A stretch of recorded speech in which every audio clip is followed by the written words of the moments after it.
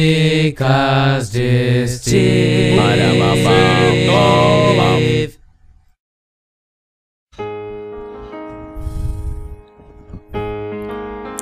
Hoje eu vou contar uma história pra vocês. Era uma vez uma flor. O nome da flor era Quitéria. Pô, Quitéria, mano. Quitéria uma vez chamou.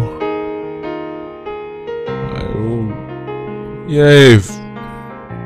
Ela olhou pra mim. Aí tinha uma árvore perto dela. Ela disse: Quitéria, tua mãe? A Quitéria olhou pra mim assim e disse: Xe não, velho. Eu, eita porra.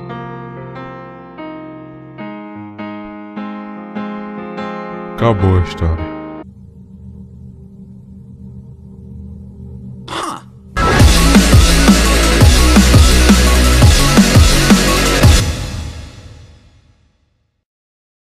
Positive, se inscreve, favorite.